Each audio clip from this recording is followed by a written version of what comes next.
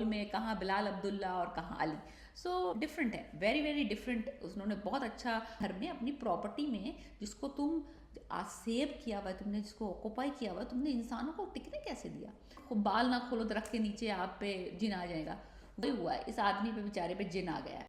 Hi guys, मैं फिर हाजिर हूँ और इस वक्त हम रिव्यू कर रहे हैं जिन की शादी उनकी शादी के फर्स्ट 2 एपिसोड। हम टीवी पे आता है। वहाज अली हैं और सहर खान हैं। स्पूकी सी love story kind of concept है। जिनों की और इंसानों की मोहब्बत दिखाई है उन्होंने। एक स्पूकी सा लव स्टोरी है। देखते हैं आगे बढ़ती कैसे।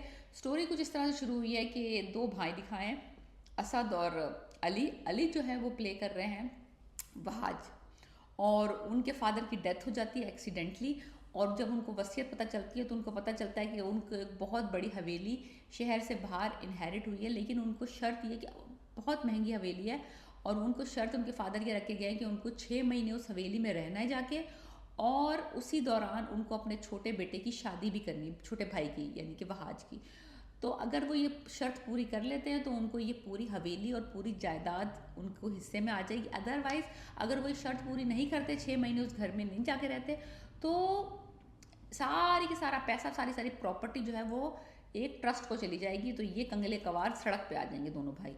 दूसरा भाई जो है वो बड़ा निकम्मा निखट्टू सा दिखाया है, जो वहाज प्ले कर रहे हैं। एक बेचारा फेल सा एक्टर है जो कि लाइनें याद नहीं रख सकता, और वो कोई इन्फ्लुएंसर उसको मिल गई है, उसके साथ इधर उधर फिरता रहता है, वीडियोस बनाता है। So he is a useless kind of character, like drama failure kind of actor.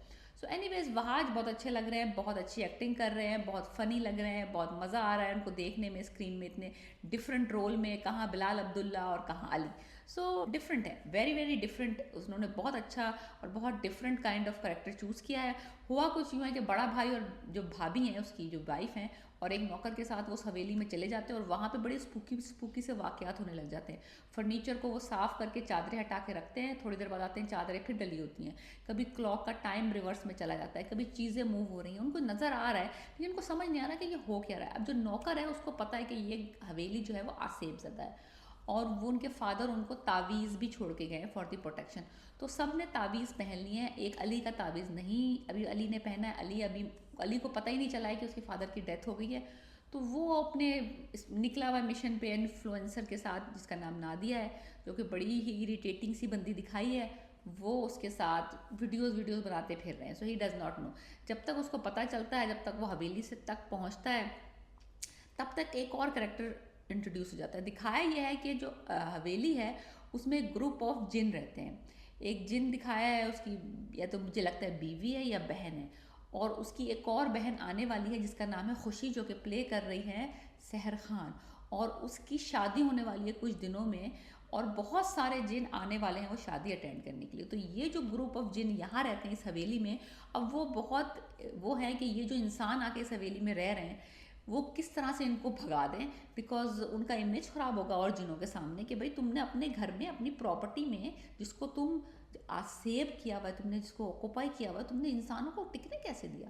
So anyways अब स्टोरी थोड़ी थोड़ी जिनों की पता चल रही है। एक्चुअली इंसानों से ज़्यादा जो जिनों के सीन्स हैं वो मुझे ज़्यादा फैसिनेट कर रहे हैं, बिकॉज पहली दफ़ा ऐसा दिखाया जा रहा है कि इतने नॉर्मल से ह्यूमन लुकिंग जिन है, और थोड़े से स्केरी भी है। सैयद जिब्रान जो प्ले कर रहे हैं वो थोड़ा सा स्केरी जिन है, बाकी तो जिन ओके हैं लेकिन ह्यूमन बीइंग लग रहे हैं। तो एनीवेज सहर खान तो बहुत अच्छी लग रही है। 5 किलो मिठाई खा के वो पहुंच गई हैं, और वो भी दिखाई है, बड़ी चुलबुली सी जिन दिखाई हैं, और बहुत मज़ा आ रहा है उनको देखने में। बहुत अरसे बाद तन मन नीलो नील के बाद मैं उनका ये ड्रामा देख रही हूँ। हुआ कुछ यूँ है, जिनों की बातों से मैंने ये अंदाज़ा लगाया कि ये जो फैमिली है अली और असद के जो ग्रैंड फादर थे यानी कि दादा, उन्होंने इन जिनों को कोई अमल करके या कोई तावीज़ करके या कुछ करके कई साल, 100 साल तो नहीं, कई साल इनको कैद में रखा था। और फिर क्या मेरे ख्याल से जब दादा का इंतकाल हुआ तो ये उस कैद से आज़ाद हो गए। तो अब जब से ये आज़ाद हुए हैं, ये वो इस फैमिली के दुश्मन हुए हैं। तो मुझे लगता है कि जो इनके अली और असद के फादर की डेथ हुई है सीढ़ियों से गिर के, वो भी किसी जिन ने उनको धक्का दिया है, बिकॉज ये उन इस फैमिली के दुश्मन है, बिकॉज इनके दादा ने इनको कैद में करके रखा हुआ था जिनों को इस घर में, और उनके मरने के बाद ये आज़ाद हो गए। तो अब ये उस फैमिली के किसी बंदे को इस घर में नहीं टिकने देंगे। सो एनीवेज एक एक एडवांटेज इस फैमिली को ये है कि इनके पास एक तावीज़ है, जब ये वो तावीज़ पहन लेते हैं तो ये जिन उनके ऊपर इन्फ्लुएंस नहीं कर सकते, उनको नुकसान नहीं पहुंचा सकते, उनको टच भी नहीं कर सकते। तो ये आसपास की चीज़ों तो हिला सकते हैं, घर की चीज़ें दरम बरम कर सकते हैं, उनको डरा सकते हैं, लेकिन उनमें आ नहीं सकते और उनको टच भी नहीं कर सकते फिजिकली। सो ये एक इनको एडवांटेज हासिल है। अब ये देखना है कि ये हवेली में आ गए, इनकी शिट लूज़ हुई हुई है, ख़ास तौर पे अली की जो बीवी है उसको सब नज़र पता चल रहा है, चीज़ें मूव हो रही हैं। अली अभी तक घर पहुंचा नहीं है, और जो उसका बड़ा भाई है असद, वो अभी तक नाइव है, उसको पता ही नहीं है कि हाँ इस हवेली में जिन भूत रहते हैं। सो एनीवे स्टोरी बड़ी इंटरेस्टिंग चल रही है, बड़ा मज़ा आ रहा है। आखिरी सीन में दिखाया है कि वो जो इन्फ्लुएंसर नादी आई है उसमें जिन आ गया, बिकॉज वो तो ताबीज़ नहीं पहनती तो उसको तो कोई प्रोटेक्शन नहीं है, तो अब उसमें आ गया है जिन, और वो किस तरह से इनको डराने की कोशिश करेंगे जिन के ये घर छोड़ के भाग जाएं, और ये किस तरह से रेजिस्ट करेंगे।